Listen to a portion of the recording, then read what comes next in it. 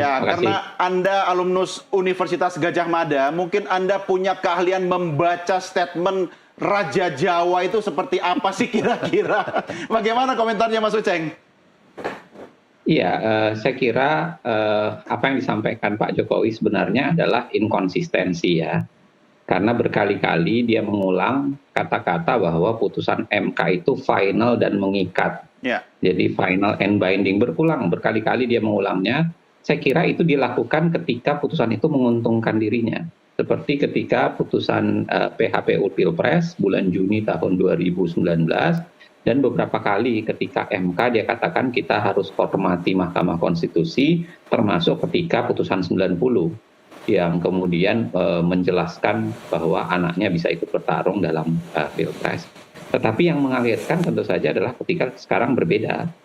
Tiba-tiba kemudian mengatakan ini semua lembaga punya kewenangannya masing-masing dan lain sebagainya, dan kemudian seakan-akan berbeda.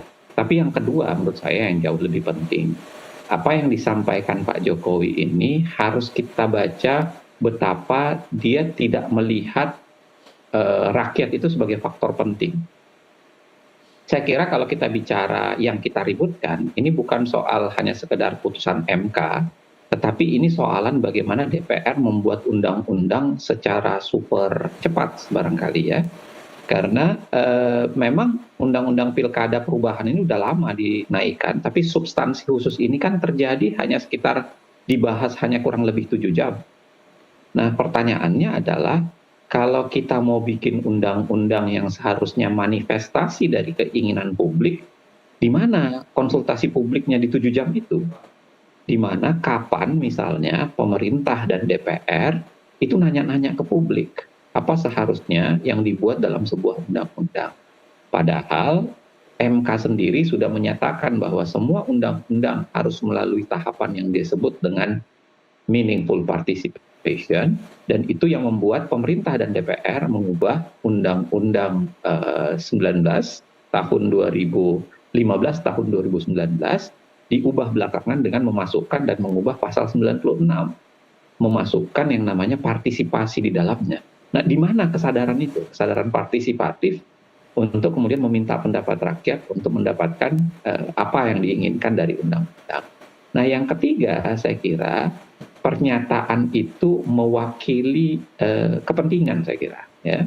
kepentingan Betapa siapa itu Mas? kemudian ya kepentingan orang-orang tertentu, barangkali termasuk kepentingan keluarga Pak Jokowi, di mana karena kali ini sebenarnya Maksudnya ini titipan Kaisang begitu ya?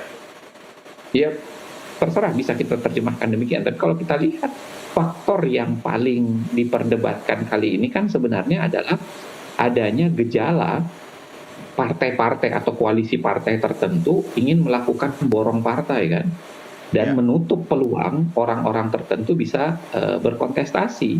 Jadi ingin borong partai, bahkan ingin menciptakan calon boneka, ingin merusak demokrasi. Sama yang kedua, skenario kedua misalnya berkaitan dengan pasal 7 Undang-Undang Pilkada, itu ingin mengegolkan orang tertentu yang belum berusia 30 pada saat penetapan calon, tetapi akan berusia 30 pada pelantikan. Dan nama yang disebut di situ kan tidak lain dan tidak bukan sebenarnya satu nama yang kakaknya juga terlibat dalam proses putusan 90 Undang-Undang MK. Nah, saya kira yang beginian ini harus dibaca secara bukan saja secara gamblang oleh publik, tapi juga secara wise oleh partai politik yang lain, bahwa kali ini mereka sebenarnya sedang melangkah berderak ke arah yang berlawanan dari prinsip demokrasi. Mereka sedang melangkah berderak itu hanya untuk menguatkan keinginan atau syahwat politik pihak-pihak tertentu saja, dan tidak bicara soal masa depan demokrasi. Tagihan terbesar barangkali yang harus kita kirimkan ke Pak Jokowi sekarang, maupun partai-partai yang ada yang berusaha mengubah atau menafsirkan ulang putusan MK itu adalah mereka mau mewariskan apa sih sebenarnya buat masa depan demokrasi Indonesia?